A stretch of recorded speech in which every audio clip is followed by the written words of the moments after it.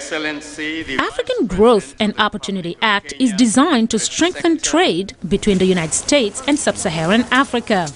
And Deputy Trade Representative Demetrius Marantis says AGOA works best when it improves conditions for individuals and countries in terms of economic growth and job creation.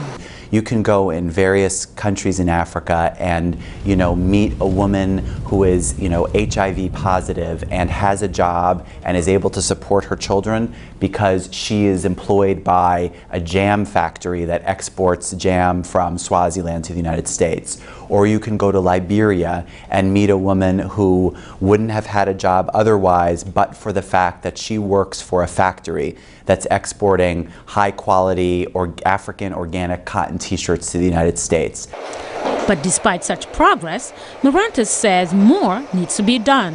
There hasn't been enough utilization of AGOA by African countries, and we need to spend more time together thinking of how each individual AGOA beneficiary country can make better use of AGOA.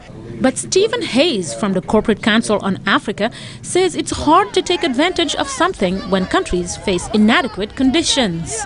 Let's be fair. How can they use it if they lack the infrastructure and the training of workforce, capacity building to really use it effectively? You've got to have road structures to get products to market. You've got to have manufacturing capabilities. It doesn't just come up overnight. And to get manufacturing capabilities, you have to have investors. You can't just send textiles and trinkets and expect to say that AGOA works. AGOA has worked in South Africa, Hayes says, because the infrastructure is there.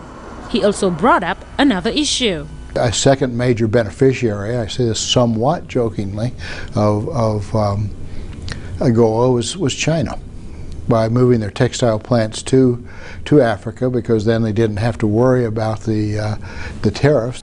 Marantis says the U.S. market is open to 98% of Africa's products, but to be eligible, countries must make progress in establishing the rule of law, protecting human rights, and fighting corruption.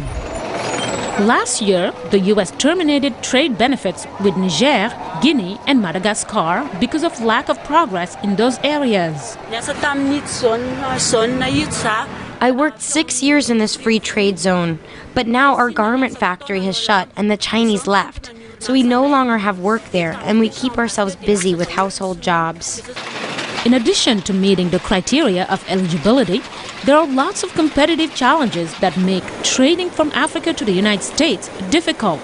Marantis says the U.S. has created trade hubs to provide technical assistance to the African exporters.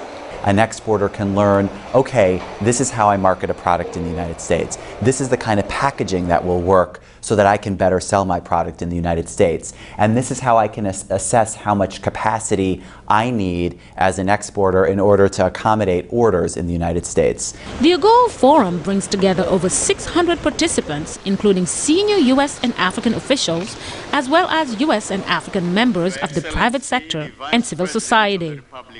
Mariama Diallo, VOA News. Ladies and gentlemen.